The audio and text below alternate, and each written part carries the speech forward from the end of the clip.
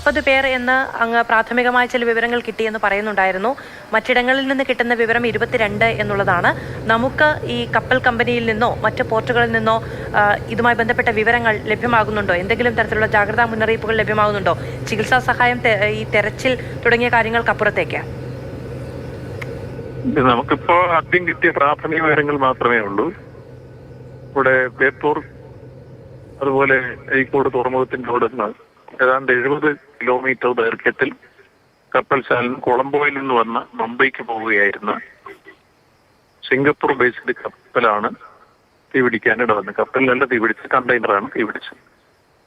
അപ്പോ അതുമായി ബന്ധപ്പെട്ട് വിവരം കിട്ടിയ ഉടൻ തന്നെ നമുക്ക് അയക്കാവുന്ന രൂപത്തിലുള്ള എല്ലാ ദുരന്ത നിവാരണ സേവന എന്ന രൂപത്തിൽ കോസ്റ്റ് ഗാർഡും അതോടൊപ്പം തന്നെ നേവി ആ കാര്യത്തിൽ ഇപ്പൊ തന്നെ ജാഗ്രതയോടുകൂടി മുന്നോട്ട് പോയിരുന്നു.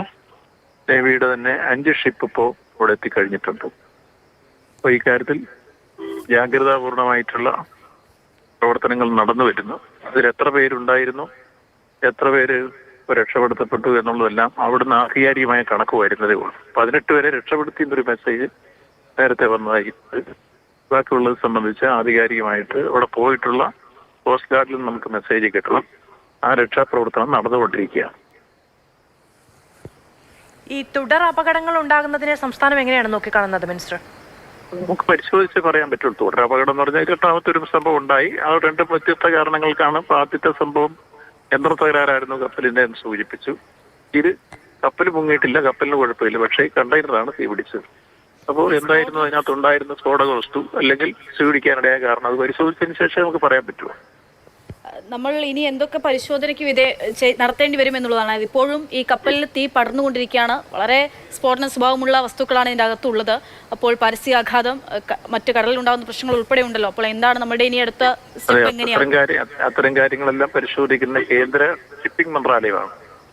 ആ ഷിപ്പിംഗ് മന്ത്രാലയത്തിന്റെ കീഴിലാണ് ഇങ്ങനെ കടലുണ്ടാകുന്ന എല്ലാ തരത്തിലുള്ള. കണ്ടപ്പോൾ മാധ്യമപ്രവർത്തകർ ചിലർ ചോദിക്കുന്നുണ്ടായിരുന്നു നമ്മളതിൽ FIR എടുക്കാതിരിക്കുന്നത് എങ്ങനെയാണ് എന്ന്. അപ്പോൾ അങ്ങ് വിശദീകരിക്കുന്നുണ്ടായിരുന്നു ഇതേപോലെ ഈ കേന്ദ്ര ഷിപ്പിംഗ് മന്ത്രാലയമാണ് അത് സംബന്ധിച്ച നടപടികൾ കൈക്കൊള്ളേണ്ടത് എന്നുള്ളത്.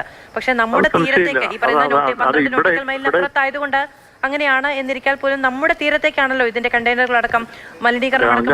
അത് വരുന്ന സംബന്ധിച്ച് എല്ലാ കാര്യത്തിലും നമ്മൾ ഇടപെടുകയും നമുക്ക് ആവശ്യമായ പ്രതിരോധവും ജാഗ്രതയും ഒക്കെ തീർത്തുകൊണ്ടാണ് നമ്മൾ മുന്നോട്ട് പോകുന്നത്. നമുക്കതിൽ വരുന്ന നഷ്ടം ഈടാക്കാനുള്ള ശ്രമങ്ങളെല്ലാം നമ്മുടെ ഭാഗത്തുനിന്നുണ്ടാവും. ശരി, വളരെയധികം നന്ദി മിനിസ്റ്റർ ഞങ്ങളോട് സംസാരിച്ചതിന്.